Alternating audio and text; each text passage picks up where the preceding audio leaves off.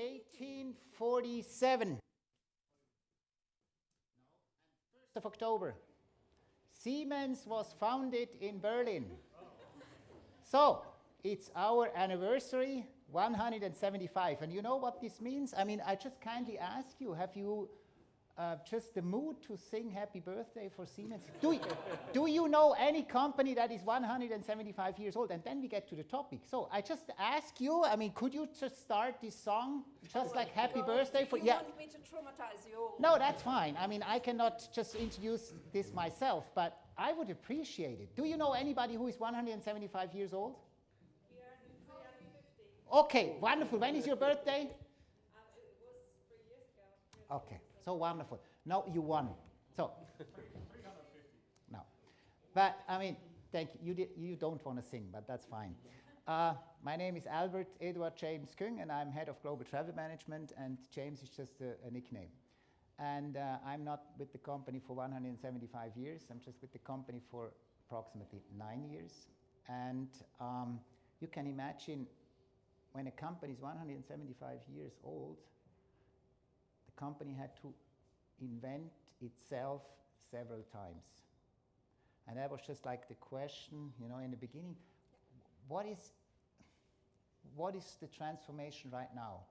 And in a nutshell, Siemens is just transforming to a bridge builder between the analog and the digital world. And as you probably know, we are not producing fridges anymore.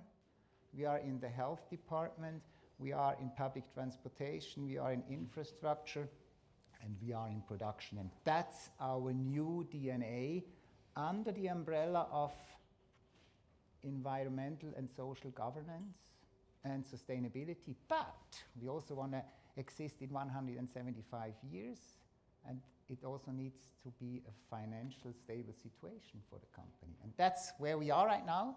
Indeed. Thank you for that, James. No, Before we come back to that, Martin, would you care to introduce yourself? Yeah, absolutely. Thanks, Lorenza. Yeah, so my name is Martin Biermann. I'm the Chief Product Officer of HRS.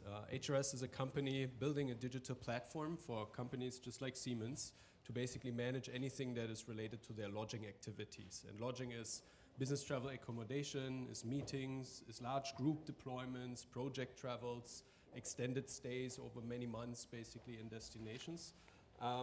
HRS is not 175 years old, we're 50 years old, so but we're trying to be around and grow and basically, yeah, renovate, innovate our industry. And that is particularly relevant for very, very professional companies like Siemens on the industrial revolution, I would say, the fourth one, the digital and data age. And we can support them in an industry which is largely challenged by the overall environmental, kind of targets that we are putting out there, becoming net zero, which is more or less a data crunching play. But ultimately, we need to get our industry truly decarbonized, but also in a broader sense of environmental impact, reduce the resource consumption. And the challenge there is, and that is why we exist as HRS, is basically that hoteliers and hotel vendors, in their most traditional sense, are not, let's say, the most digital operators that you can think of. So that is why they need technology, need to have data capabilities in order for us to transport to them when they service a company like Siemens, what they need to put focus on, how to basically achieve that decarbonization along the strategy of a company like Siemens that they're servicing to. And the big challenge here is that we're not talking about a couple of hotel brands worldwide, like a couple of large hotel chains that we all know, but we talk of at least 800,000 individual general managers managing their individual property that need to take action on their property level. And in order to do that, they need expertise, first of all, because they have mostly not studied sustainability for the last 5 years, but we did. They need data and methodologies at hand, how to achieve that. And then they need to have communication bridges towards their customers of how and when to transport what information along the, let's say, end-to-end fulfillment chain from procurement to the booking in a hotel, to the stay, and to the reconciliation after that. Yeah, and this is why I'm here and joining this conversation today. Indeed. Thank you, Martin. And I'd like to then kind of go back to James and what you were saying earlier on. We speak about an organization with a strong innovation DNA that has reinvented itself many times. Can you take us back then to the kind of broader sustainability piece, kind of the ambitions, and then parachute us into the reinvention of corporate travel? Parachute. I mean, Yes. This is a very old-fashioned hotel, and the chairs, I mean, they are kind of weak, but be careful, Martin. I mean, sustainability is not a new topic. It has been there for years. And when you say parachute, yeah, I mean, we just have to put the light on the whole thing. It's there, and people, our travel, they are thinking the right way. And it's just like we as travel management, as Siemens, we have to bring the information to the traveler in a way that they can work with. We will not tell the people what to do. Never. Not as long as I'm the travel manager at Siemens. Because you know why you are here. You have a good reason to be here. Otherwise, you would not be here. All of you. And that's just really what we try to bring to the people. And the first step to start this whole journey was now officially to bring the word sustainability in our travel policy. But now you're smiling. It's just like a word in the travel policy, not more.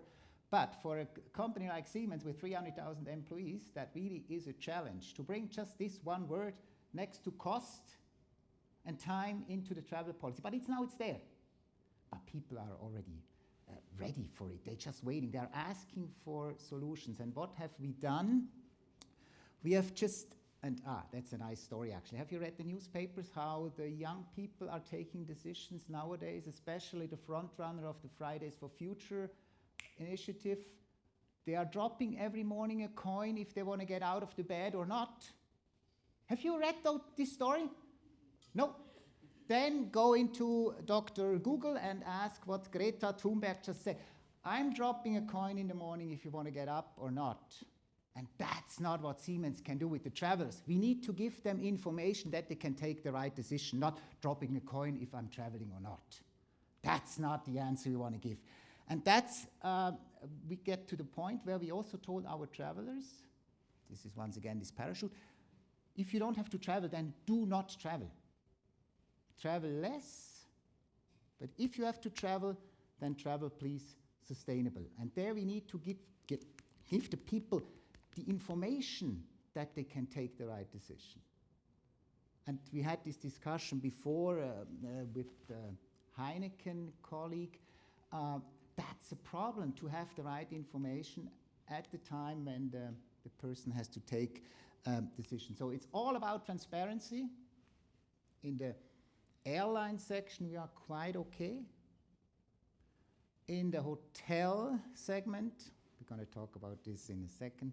And in the car section, it would be easy, but you never know how somebody's driving with the car. You need to combine the car together with the consumption.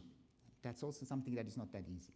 But transparency, that was the key for us. Just bring the right information to the traveler, and then he's going to take the right decision. I'm absolutely convinced, without telling him what he has to do. Yep. Thank you, James.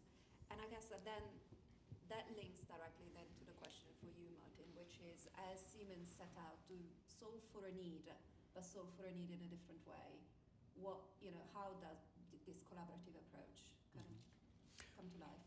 Yeah, so I remember that very well. It was like a little bit more than a year ago, where basically Siemens approached us aside of other customers in our advisory board and said, we asked them, what is the next top priority for you next year? When we all get out of the pandemic, what do we need to do? And that is 85% of all procurement leaders that basically worked with us resonated the same number one priority, which is we need transparency in our data on what emissions and what environmental impact we are producing.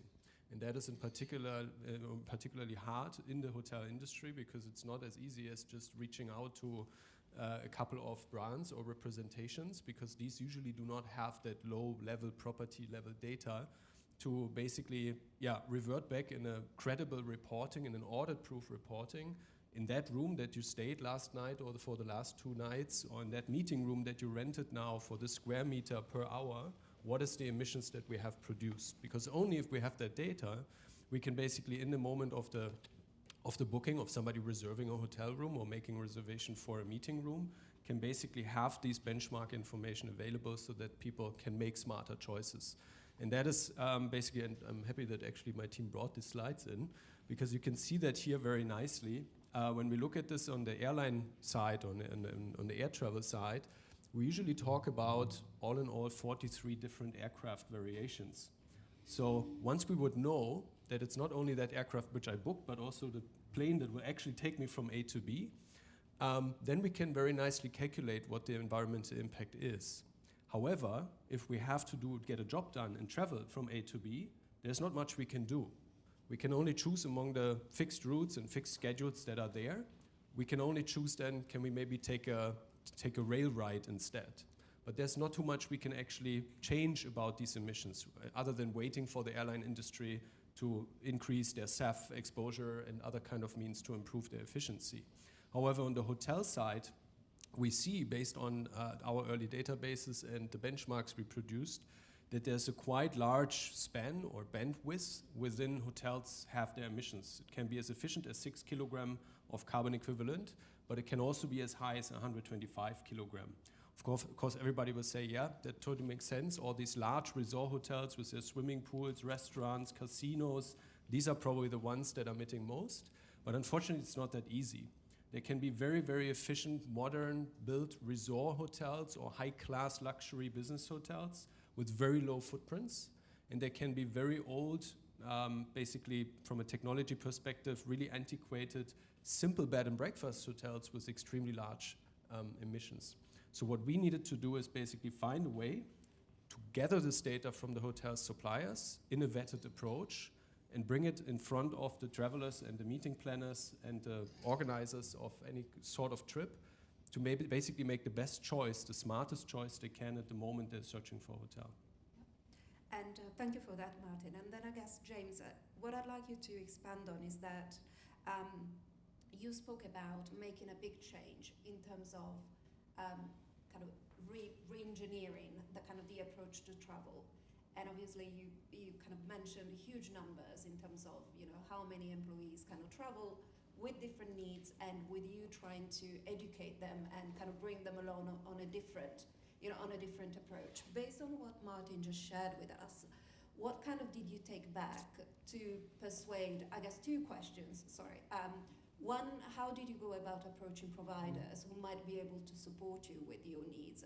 And then the second part is, how did you take that back to the organization to educate and get everyone bought in? Yeah, actually it's a very easy question. Suppliers need to provide us information. And that's what we're going to display to our travelers. And then he takes the decision.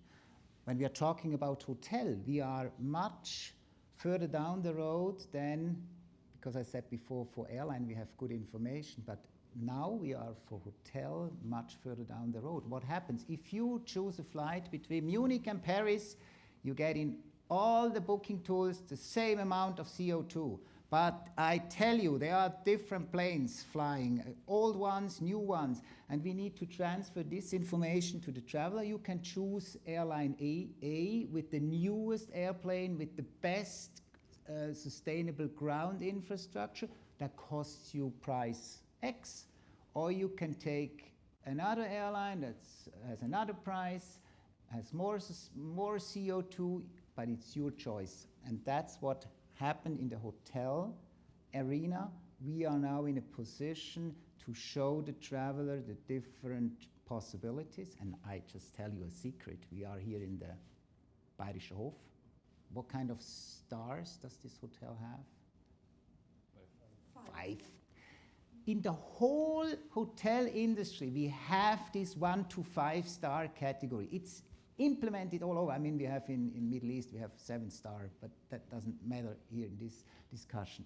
Why is it not possible that we also have for the topic sustainability the same ranking? And I tell you, all the hotel chains have approached us and they have told us, we have all CO2 numbers you need. And there was even one global chain, I think it's the biggest one, they said, all our properties are CO2 neutral. I say, no. They just wanted us to flag all their hotels as CO2 neutral. We said no. And we are here in the Bayerischer Hof. One secret, they didn't want to join our program. We said, absolutely fine, and you can imagine some of our executives are using this property.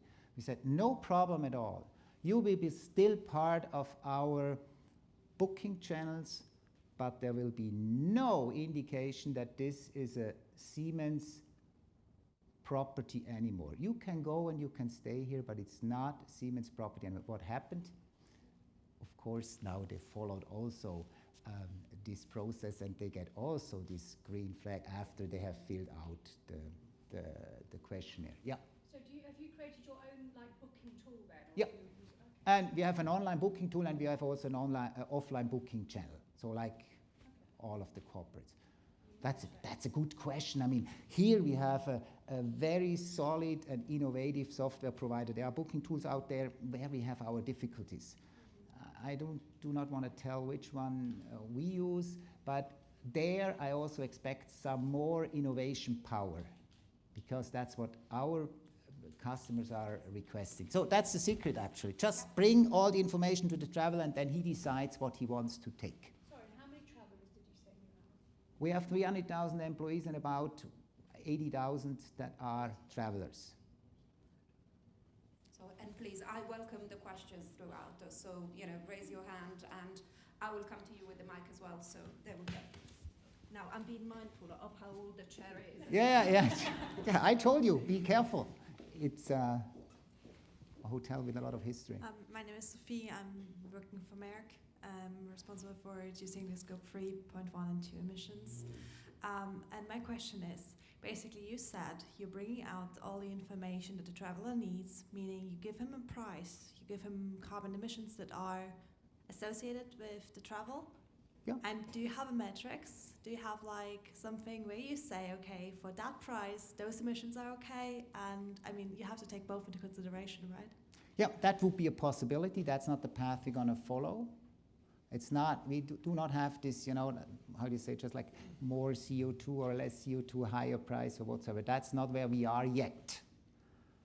We started the journey, and that's the whole truth. I don't want to do some overselling here, but the idea is exactly this one, that we get to the point where the traveler can decide what he wants to do and what his needs are. Also for hotels. We have service technicians, as you probably as well.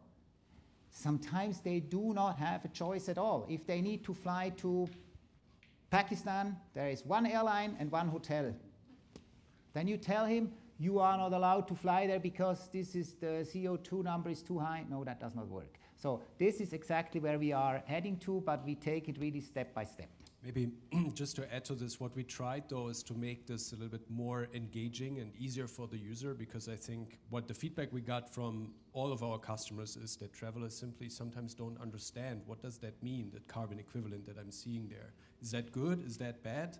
So when I see one property with maybe 5 kilograms and the other one with 15, that might sound like the 15 is a bad value, but in the bigger context of the local market, maybe 15 is still something you would classify as an A or a B grade, basically, as we know it from the electronics industry, where you have usually on refrigerators, which you don't build anymore, basically these classifications on it. And this is what we brought into the booking channel. So the users are not only seeing this carbon emission factor or this kind of metric, but they see a grading from A to D. What does that mean in the local market? Because 15 kilogram can be very poor in France because there's nuclear energy in the energy mix. There's maybe in the northern countries in Europe you have a lot of hydropower or other kind of renewable energy sources. So these metrics can be very high. So we need to make sure that the travelers do not assume now, okay, wherever I go, I need to watch out for 15 or less, because that can be largely different from market to market. So we try to gamify it, we try to make it easier, and also to provide travelers in the reporting then benchmarks about, okay, this is how well you did, but other travelers eventually did better in their choices. So then it's on them to decide, okay, do they want to lean in more in this or not? We have one question here. Yeah, so on hotel side, so I like what you do by HRS, although you are a competitor of us. However, in terms of order of magnitude, when we talk about carbon emission, the hotel piece is pretty much nothing. All what matters is air. So it's 90% of the emissions of business travel. But on the hotel side, what would matter a lot is around what the hotels are doing around the local sourcing, around water, waste, etc., diversity and inclusion, and that is missing in the market. So I was wondering if you think about having this kind of new KPIs, which makes much more sense than CO2 for hotel, I mean. Absolutely. So maybe to the first remark that you made, this is what we found largely dependent on the market and on the company's, let's say, travel patterns and behavior, what the share of hotel is. Also, when you look and expand this into meetings and conferences, then basically that can be a different proportion. So on average, what we saw is like it's basically 40%.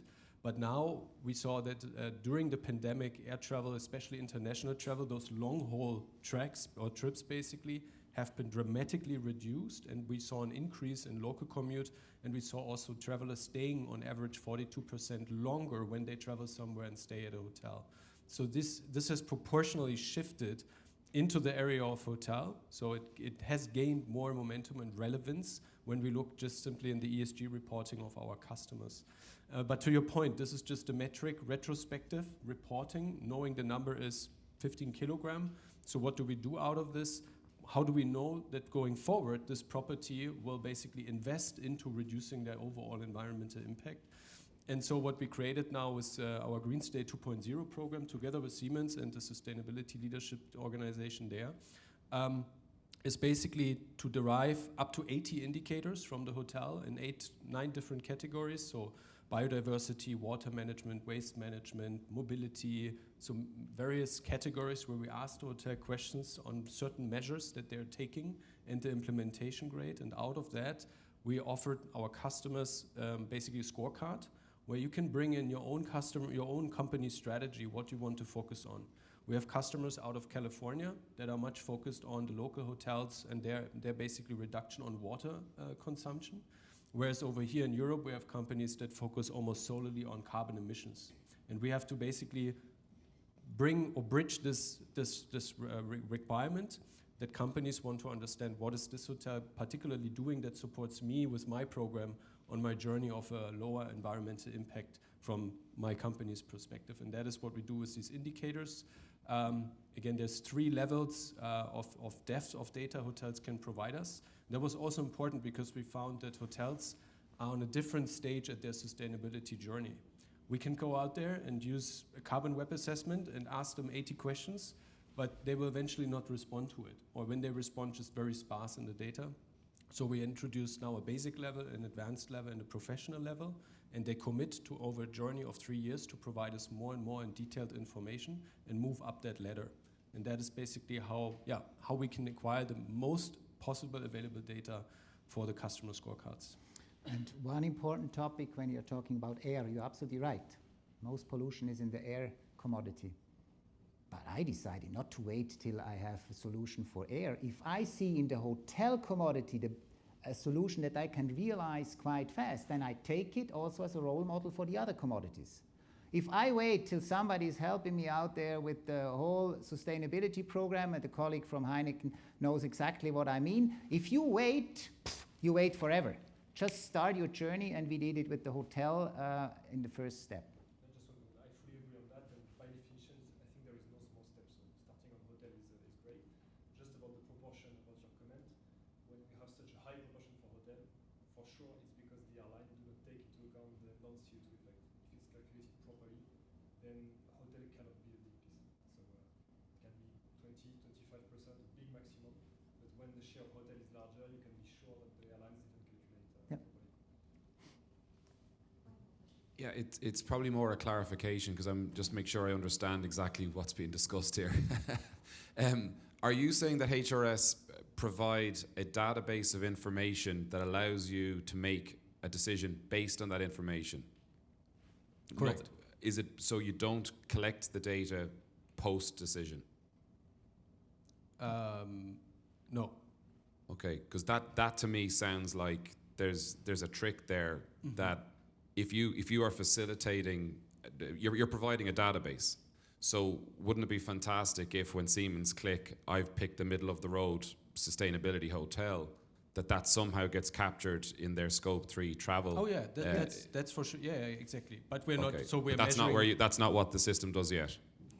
No, we do that. So basically, we know for each hotel what is the emissions or the water consumption or the waste generated in the bespoke metrics on the room, on the average room, and on the meeting rooms per square meter per hour. And then this is what we display in the booking channel. And when the traveler now decides, I booked this hotel for 3 nights, then we basically provide this in the reporting that this metric of this hotel multiplied by 3 nights was now consumed. Or when they book 5 meeting rooms and have 15 people over to accommodate in different, even maybe different venues, then we're reporting on that meeting or event the overall emissions or the water consumption and the waste generated. So do you mind, just as a follow-up then, James, does that mean that you just use the output of HRS for the lodging CO2 footprint in your Scope 3 reporting? At the moment, yes. Okay, that's perfect. the only thing Okay. we have. And for me and for our travelers, the most important thing is that we get the properties comparable. I mean, each and every hotel has its own certifications, you know, hundreds of labels are out there. How can a business traveler, in private use, I mean, you have a lot of time to compare, but a business traveler does not have the time or should not have the time to compare CO2 labels that are out there. And that's exactly where we are heading to. And once again, we started that journey. Sorry, before we go to the next question, maybe just to chime in on that, because I think that's a very important aspect. Many customers are intrigued by basically looking at these certifications that are out there. And we found that there's a little bit more than 200 certificates that are often referred to, leads and basically other kind of certifications. And we saw other platforms just blindly accepting hotels and providing an eco-label when you can prove, well, not prove, when you can click or check that you eventually have one of these certifications. But when we look deeper into these certifications, we found that over only 17% of them are actually somehow related to global standards like the GHG protocol or ISO standards and methodologies of how to assess footprints in whatever area of carbon, water, waste. So there's all very, very much activity out there, but it doesn't support literally the reduction going forward. And that is where we decided we have to build a new methodology based on industry best practices, but that basically connects that the company can basically put it into perspective of their strategy and allow travelers to take action by themselves. Hello both. I'm from Green Energy Services in the UK and I cover digital transformation. Something that I've been working with the Green Network is the behavior. So it's great to kind of provide them with the information, but have you actually spotted great changes in the behavior? Have you implemented any policies to support with that change? Wonderful question. Thank you very much. Here you see just somebody who will never tell people what they have to do. No regulations, no prohibition. Never, ever, as long as I'm responsible for travel management. Why do I say that? I cannot decide for each and every traveler what's the right thing for him. I just brought this example from the service technician in Pakistan. So just trust the people, convince them to do the right thing. And that's just like a very philosophical question, but within Siemens it works. And regarding sustainability, we got the push from the people. Give me all the information I need so that I can take the right decision. So no regulations and no prohibition within Siemens regarding travel. We have some hints. So you should not fly first class, but you could. Or you can stay at the Bayerischer Hof, 5-star, you can, if you have a good reason for you, because you are the owner of your need, you as a traveler. I hope that answers the question. I mean, probably you expected we tell the people. No, we don't. Have you seen changes in the behavior? Yeah. Especially on the sustainability topic, they expect that we give them the information that they can change their behavior. They ask us, which is the right airline, which is the better property. They asked us, and that's what we try to do. The decision is taken then at the point of sale from the traveler. One little hint, again, we always force the people not to travel. And you are talking to the travel manager of Siemens. I tell them, if you do not have to travel, then do not travel. That's also, travel less is always the first answer on the request. Thank you. I'm conscious that we are at time, unfortunately. Sure. But what I saw at least 3 hands up. So what I would say is we're actually going into break, and then we are going to be all back into the main plenary room. But take advantage of James and Martin who are here, pose your questions, grab a coffee together, and then we'll see you all back. But in the meantime, thank you very much.